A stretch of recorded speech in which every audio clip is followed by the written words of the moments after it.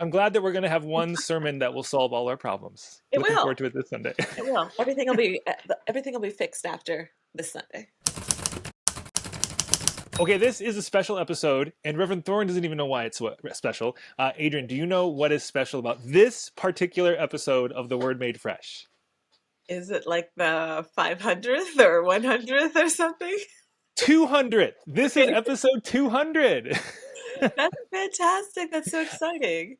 I know, it's amazing. Congratulations. Yeah, to all of us. So, bonus points if you've watched all 200. I'm probably the only one who has, or maybe Lorraine. You have too, Lorraine. I know you Yeah, have. yeah. Uh, but welcome to episode 200 of The Word Made Fresh. 200 videos where we're looking at upcoming lectionary passages. And this time we're looking at, guess which book? Luke. Yeah. That's a joke because we've been in Luke since January and we've That's still right. got a good 2 months of Luke to go. That's right. But we're skipping ahead a little bit. I think Luke chapter 10, I believe, is where it's at. A probably familiar story to people. What is this Sunday's narrative lectionary text inviting us to explore, Reverend Thorne? Yeah, well, this is the Good Samaritan.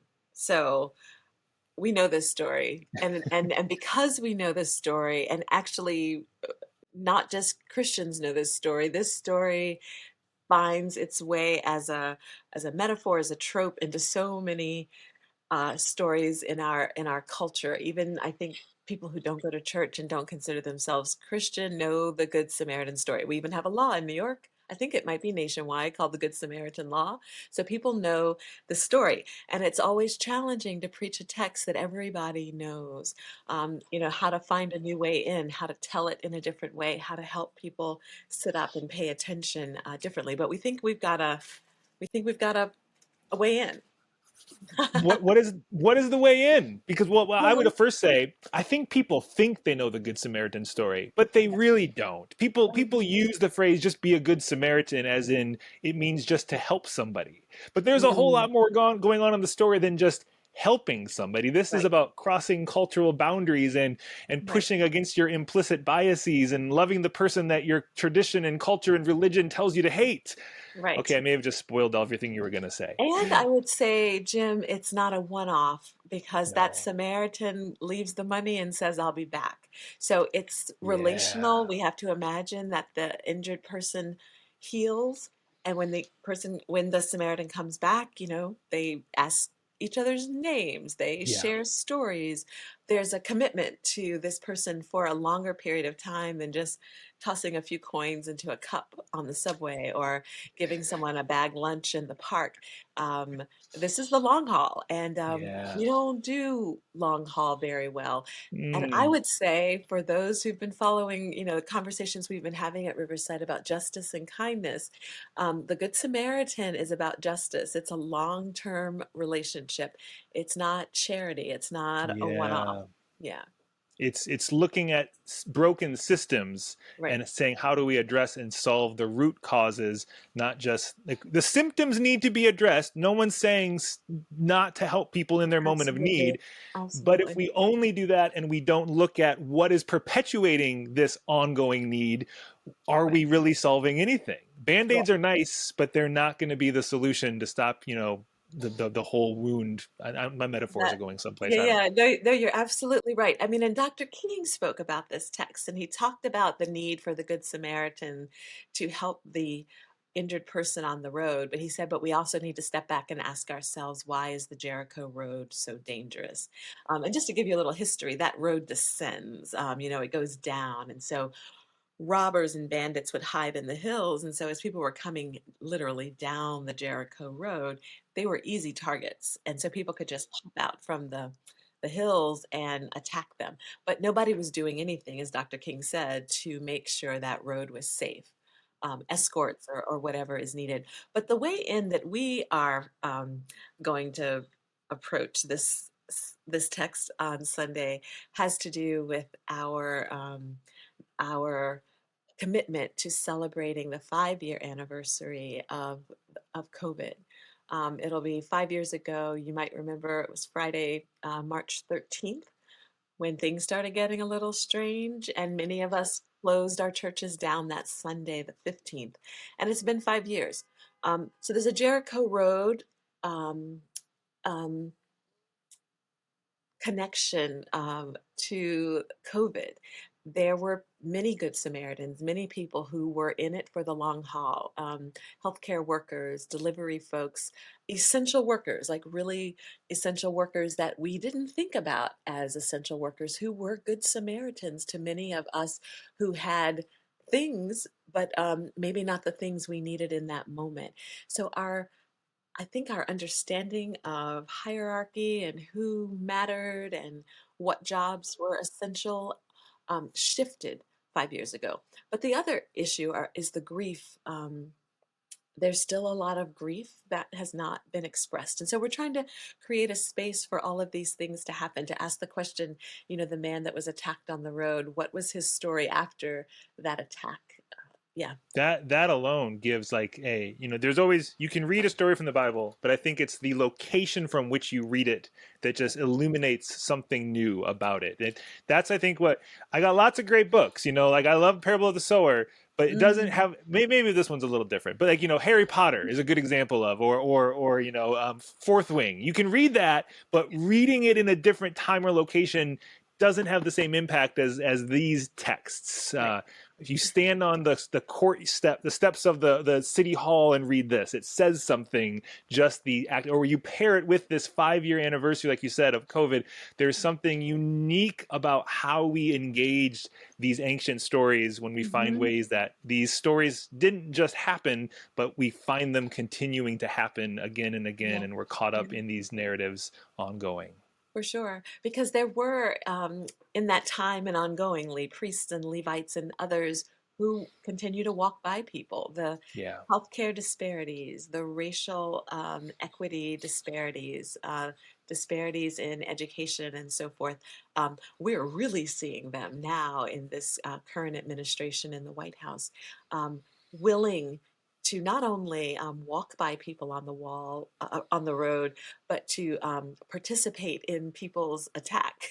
I mean, we're seeing that. So Yeah. this story in this moment is just unlocking all sorts of, I think, wisdom for us, and providing what we hope is an opportunity, I think, for people to grieve. I think we have been very anxious, very busy, but we haven't paused to say, this is really hard.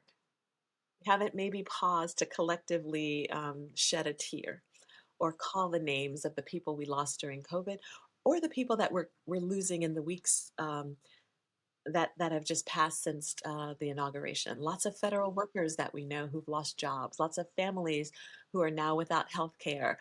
What is that like to be on the road without any health care? Especially if you have children, especially if you're caring for elderly people, or yourself have some condition that needs ongoing monitoring. So many different ways into this story in our real time that also ties with what happened 5 years ago with the global pandemic.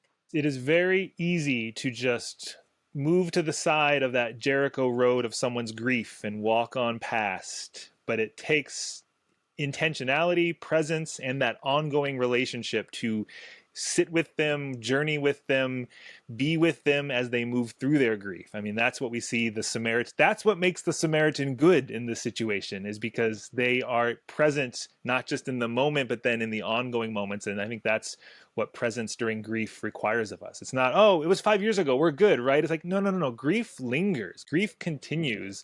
Right. So we have to be present with grief in those I spaces. think too that grief connects because I don't know the precise language, but the Samaritan puts that person on their own donkey, I believe, walks themselves so that that person can ride, gets them to an innkeeper. I mean, there's such tenderness and care.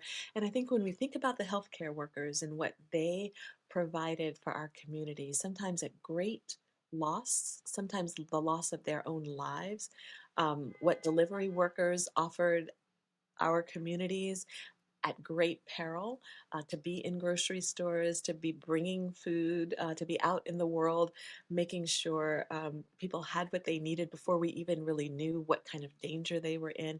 There's a great tenderness in that, the willingness that people had to be in it for the long haul, to put themselves on the line. And there were a lot of healthcare workers who lost their lives to COVID, and some whose mental health didn't survive, who died by suicide. And we will have healthcare workers with us after church on Sunday. We'll be watching a documentary that lifts them up as certainly as the heroes that they were. Remember the 7 o'clock banging of the pots? At least we had that in New York. I don't know if that was a nationwide phenomenon, but every night we would come Mm, outside with our pots and pans and just clash our cymbals to thank yeah. the healthcare workers for what they were doing. Yeah. Yeah. Well, that is a fresh way to step into a seemingly familiar story. Yes. There's a lot to it. There's more nuances. I mean, we haven't even touched on why was it actually okay for a Levite and a priest to not stop and help. They were justified. I mean, the hearers of Yes. this story, like, of course, a priest and a Levite wouldn't stop to help someone. Then they couldn't go do their job. That would make them impure and unclean. And it's the trolley problem. Are they going to go serve in the temple or help one person? Of course, they're going to go serve in the temple. So we often vilify them as making the wrong choice, but it's the system that forced them to make that choice. So Mm, there's lots of mm, systemic issues.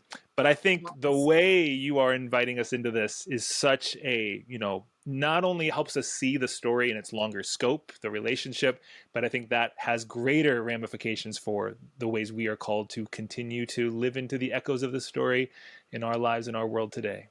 Yes. Yeah. Yeah. So we'll have movement. Sandra Rivera is going to help me preach the sermon. And it's going to be a real treat. You'll remember, I think back in that time, there were people who were dying, his loved ones never got to see them, never got the bodies, never had a funeral or a memorial. And I think for our church and for churches in general to hold space for people to memorialize and grieve all that they lost, not just people, years of education, jobs, cities that they loved, is a real gift in this time. I and others think that some of the angst and anxiety and fury and rage that people are expressing in this moment continues to have roots in that pandemic time that weren't tended to. And so this is Yeah. our hope is that we'll get to, in this sermon, which is embodied, tend to some of those roots as the Good Samaritan tended to the man on the Jericho Road. Yeah. Whew, that alone, I think, starts pulling at some threads because let's look at just what American culture had of 2016 presidency, 2020 administration reset. Oh, COVID, everyone's in this space. So and then now 2020, we're back in this moment. Riverside has its own history of senior minister departure and interim and arrival. So there's all sorts of just the cultural waters, Riverside's waters. I'm glad that we're going to have one sermon that will solve all our problems. It Looking will. forward to it this Sunday. It will. Everything will be fixed after this Sunday. Yeah. You're We're welcome. being facetious, only We're slightly, but you should definitely come on Sunday to see exactly what the invitation is. It's going to be rich. As always, Bible study starts in the morning at 9:30 in the room and on Zoom. Join us either way.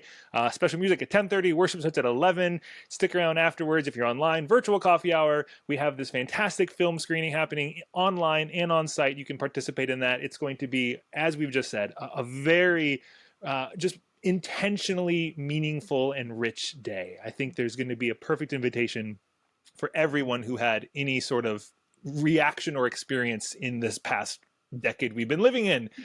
This will be a good exhale and next breath for us all. Yeah. All right. We'll see you all on Sunday.